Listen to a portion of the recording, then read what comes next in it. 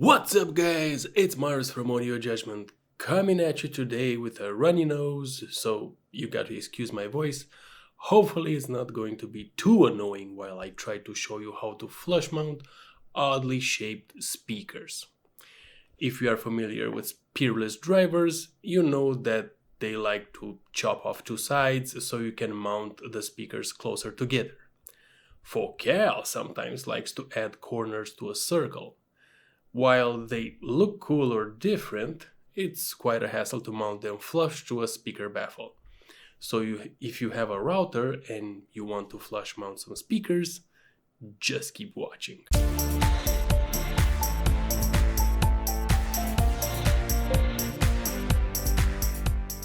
First of all, I want to give credit to Javad from DIY Loudspeaker Project Pad because he documented the steps. I just copied the technique and hopefully other people will have an easier time learning how to do it using this video tutorial. Secondly, I'm going to show you how to flush mount a circular speaker before I attempt the oddly shaped one.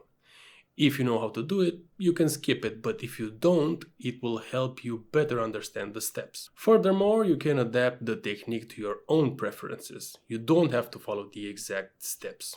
So, what do you need to cut a circular hole? You can cut a hole in many ways, but we are going to use a router. Probably the most elegant solution to cut any size hole you want. You will need a circle jig to attach to your router. Many like to make their own using some plywood or something. I prefer to buy one. This is a popular choice, the Jasper circle jig. You simply attach it to your router and you have a hole for any circle from 2 inches to 18 inches in 1/16 of an inch increments. It seems that now there is a metric variant as well. But anyway, a couple of notes here if you plan in buying the jig. There are pro and non-pro variants. They say the pro version is made of basically indestructible plastic. I don't know about that claim. However, I had the non-pro version. I accidentally dropped the router with the jig attached to it and the jig broke right where the bolts hold it against the router. Now, I have the pro version and again the router fell from the table a couple of times and nothing happened to the jig. In conclusion, I need to be more careful with my router and you need to buy the pro version if you are considering this jig. In addition, if you plan in buying a router to go along with the jig, make sure you check the compatibility list. If you buy one listed there, you are going to use the pre-drilled holes. Otherwise, you need to drill your own. Let's get to cutting. First thing you have to do is to decide where the center of the hole will go. And then drill a 3mm hole in that spot. After that, we need to check out the cutout diameter of the woofer and do the necessary transformations in inches. Next, I'm setting the depth of my router to just a smidge more than half of the stock I'm cutting. In this case, it's 18mm MDF. Make sure the depth of the bit is 9-10 mm.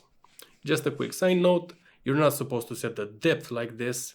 You have to plunge your router into the stock. It also works this way. I don't know why I find it more convenient to set the depth before plunging. With the jig, you will also find a pin. Insert the pin in the corresponding diameter you want to cut, then insert the other end of the pin into the hole we just made into the pan. See how the router is standing crooked? That's because the blade is already set to depth. You're supposed to plunge it after starting the router. I promise I'll do it the correct way for the next cuts. However, when you start your router, it will go down into the stock no problem and the router will stay put as it's anchored to the pin. Now do your first pass. Normally you have to clamp the panel down to the table and move the router in a circular motion. However, in cases where the panel is small, I find it much easier to keep the router fixed and move the panel instead. After you're done, you basically have a circular groove, the size of your router bit. Then you flip the panel and do the same thing. Now the cut will be complete. And there you have it, a nice hole. Not exactly nice right after the cut is done. Sometimes, right before the cut is finished, the resulting disc will snap off and leave a small indentation. Just use a file or some sanding paper to clear any imperfections. We make the cutout in 2 passes for 2 reasons. One is not to force the router. If you don't have a powerful router, you will stress it if you want to make the cut in a single pass. Secondly, you can make the cut onto your table without having to worry of damaging the table. You can do the cut in a single pass if you have a decent router, and also if the panel is sitting on something that doesn't mind being cut. Some use a piece of styrofoam, some cut the hole when the box is already made and there is nothing to cut on the other side. Some just have a junky workbench and don't really care. Let's do a quick test fit, and it looks like everything went according to plan. Now, let's move on to flush mounting a circular speaker. First thing you have to do is measure the thickness of the flange of the speaker. In this case is roughly 10 millimeters. Now find a small object that is close to that thickness. Drill bits are pretty good for this. Now we are going to use the depth scale on the router, which we should have done in the first place if we weren't lazy. Step 1. Mesh your router into the table or some panel. This will set the depth to 0. Make sure to lock your router at that depth. Step 2. Get your drill bit or whatever object you found and place it here in the depth scale thingy. Make sure to lock it and take the bit out of there. Step 3. Profit. Now, when you plunge your router, it will go down exactly to that depth, as this thingy won't let the blade go any deeper. After all this is done, we need to go to the spec sheet of the driver and find out the outer diameter and the cutout diameter. Make the necessary transformations and mark those dimensions down. We start with the larger diameter one and make one pass. You will be left with a circular groove in your panel. Then you want to move the pin down 6 notches and do another pass. Now the groove is larger. Repeat these steps until the last pass you make is 6 notches or less away than the diameter of the cutout. Next, set the pin to the cutout diameter and do a complete cutout. Make a pass, flip the board and do another pass. And voila, all done. Do a test fit and it doesn't fit. This sometimes happens when you have no tolerance for error. If you want to be safe, you can add another 1/16 of an inch to the outer diameter, but sometimes that will create a small gap and your OCD might not allow that. If this happens, get some sanding paper and try to shave off some material equally on all the sides. After some scrubbing, the speaker will fit in. Now let's get to the difficult stuff. Flush mounting a Peerless driver which is not circular. Besides the router and the circle jig, you need 2 additional parts. You will need a longer bit. Ideally, it should be one of those spiral bits. If not, a normal bit like this will be just fine. But make sure that the bit is sufficiently long to pass through the thickness of your stock plus the thickness of the flange of the speaker. The second item you need is a copy ring. The size of the copy ring and the size of the bit is not important as long as they are correlated with one another. The outer diameter of the ring needs to be 3 times as large as the bit. In my case, I have a 10mm bit and a 30mm copy ring. Any combination will do as long as the proportion is met. Besides the 2 items, you need to watch out what stock you use. We are going to make a template, and the thickness of the template is important because at some point the copy ring will pass through that panel. The thickness of the panel should be larger than the depth of the copy ring, otherwise the cuts would be awkward. In this case, the ring sits a bit proud, but take into consideration that the copy ring also goes a bit inside the router and it will work out in the end.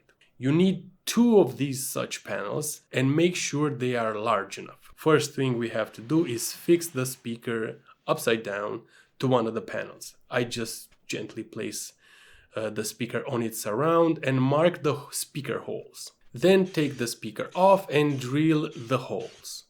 Next, you want to wrap the speaker so no sawdust goes to the speaker voice coil. I'm using a small plastic bag and some masking tape. Now we want to fix the speaker to the board. However, we need some standoffs so it doesn't damage the speaker surround or cone. I just got some small nuts and used 2 on each side. Finally, I can fix the speaker to the board. Now we are going to make a cut with the router pushing against the speaker.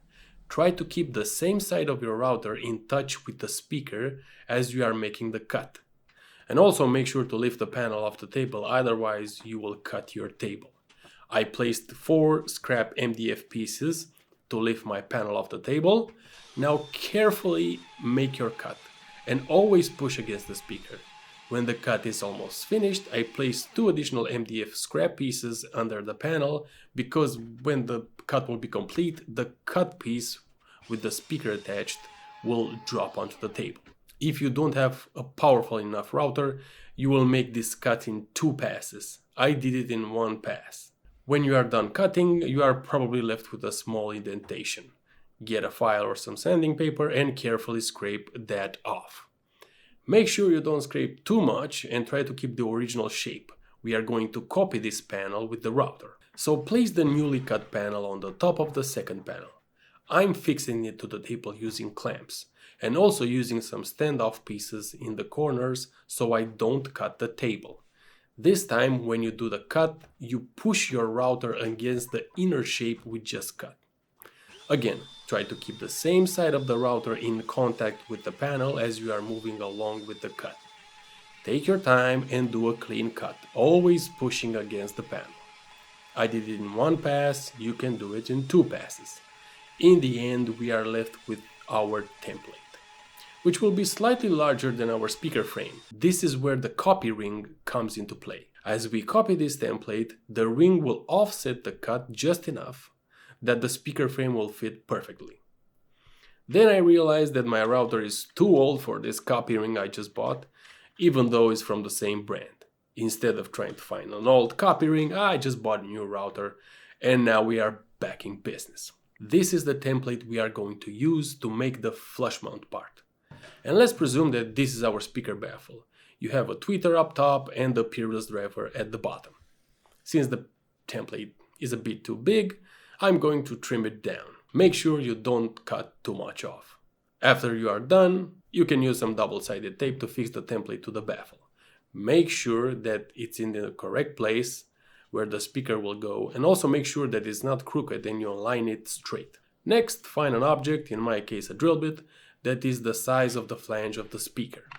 Mount the copy ring to your router, set the appropriate depth according to your speaker flange, and start routing.